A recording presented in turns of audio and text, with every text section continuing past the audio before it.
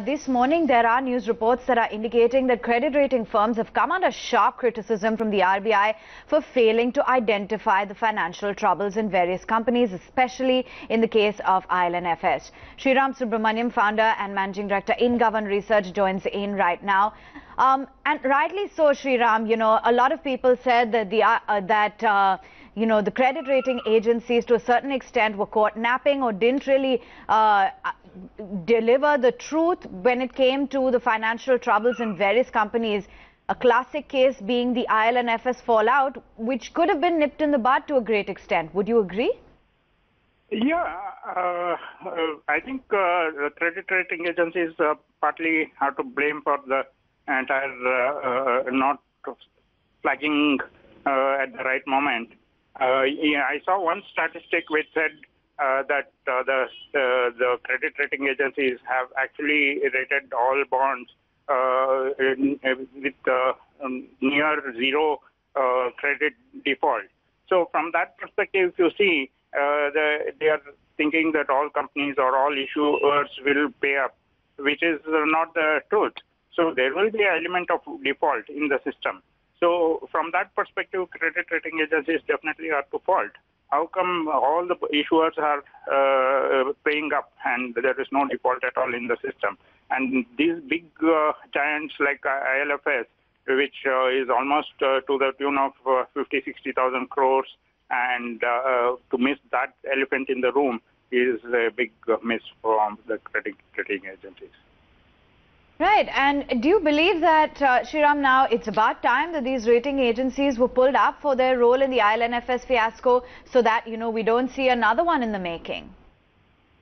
No, it's a question of what it means when you say pull up. I think they ought to enhance their sophistication.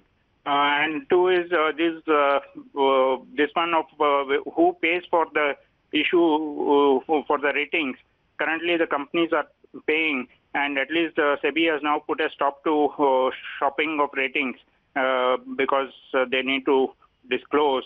And so from that perspective, I think things are improving, but not there yet. I think the one consideration which merits this one is whether the ratings should be subscribed to by investors and not paid for by the issuers. And I think that will change the dynamics of the industry and put more pressure on rating agencies. Yes, indeed. In some form, it really has to. In fact, the RBI has said that the ratings are supposed to be forward-looking, but they are always a laggard.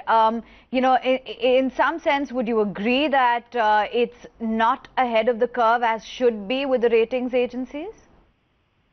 Yeah, I think the forecasting methods should be much more robust because right now they are once a default happens or a near default happens, that's when the credit rating agencies actually sort of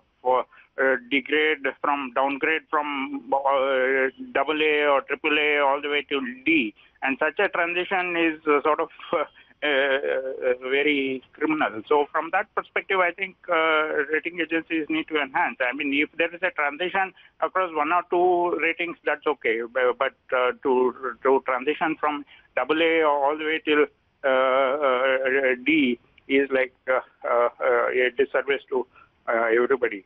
And I think that forward-looking thing is a must need, and they have to enhance that sophistication from that perspective. Yeah, a wrap on the knuckle for now, but lots more that needs to be done. As you said, a little more robust system when it comes to the ratings.